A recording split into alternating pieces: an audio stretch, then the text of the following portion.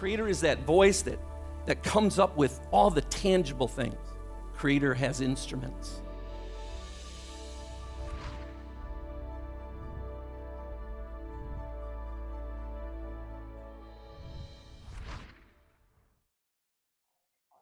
Hello, my name is Leander Robbie, and I'm with Healings Associates. And today I just want to chat with you for a few minutes about our preferences and how that affects crisis leadership.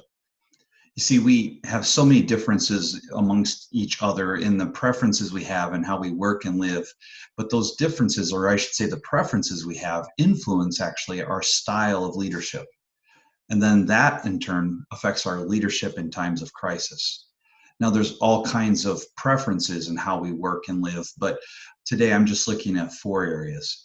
And when it comes to how we choose to interact with other people, some of us are more introverted in that way. We do our processing and keep it private. We do the processing internally. And so when it comes to a quarantine, we're happy to do that. And we will actually use the time to thoughtfully plan as a leader. But we might sometimes lack the urgency that's needed in the moment because we're choosing to be private at that time, or we lack the engagement that others need on our teams. Then some of us are more public or extroverted in the way we do our processing. So we process things publicly, and so we can struggle deeply with a quarantine. Trust me, that's happening. It's real.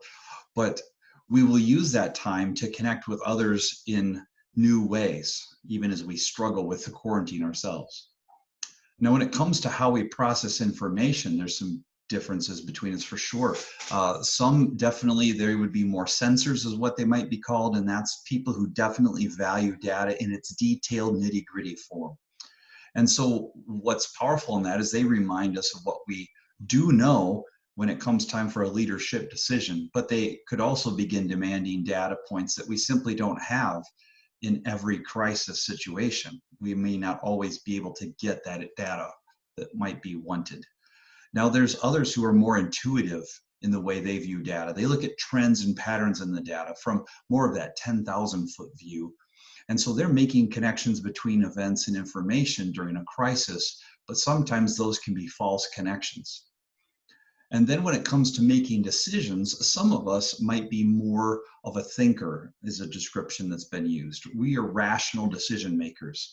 And so when it comes to giving a thorough analysis of a crisis leadership decision, that is quick and easy for that person to do.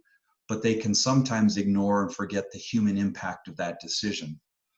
Meanwhile, there's others who would be more feelers on that end of the spectrum in their decision making, and they are constantly thinking of the people around them when they make that decision. And so they're quick to understand the needs of people in a crisis, but they might have a difficulty in making the decision that maybe is the best decision that still might have a negative impact on people while it might benefit the greater good.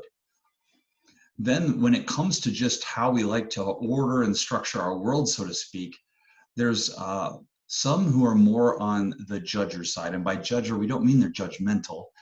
They simply prefer to make decisions quickly and definitively and move on. They render a judgment, they move on to the next one and make that, and they look at a couple options and do that and move on. And so the judges will like to structure and order their calendar and world. So they are helpful in bringing order out of chaos in a crisis and trying to provide that needed structure for everyone to function and respond. But they might struggle with the things that are out of their control in a crisis, because as we have learned in this current crisis, we cannot control everything at all. And then there's others who are more on the other end of the spectrum in the way they approach their world. They've been called perceivers. And so they might even be slow to make decisions because they're constantly gathering more data. And so that can lead to a very well-researched and well-informed decision. And they are also very flexible and can adapt well in a fluid crisis situation. However, they may delay needed action that is needed now because they're wanting to wait for more information. So there you have it. You can see how there are strengths and weaknesses to our preferences and how we're hardwired in our personalities. And I hope if you need any more information or assistance, you don't hesitate to reach out to either myself or to David Hewlings, founder of Hewlings and Associates, and we'd be happy to help you further in sorting through some of this and thinking through these ramifications. You can find more videos, coaching quips that like this on hewlingsandassociates.com. Thanks. Creator is that voice that comes up with all the tangible things. Creator has instruments.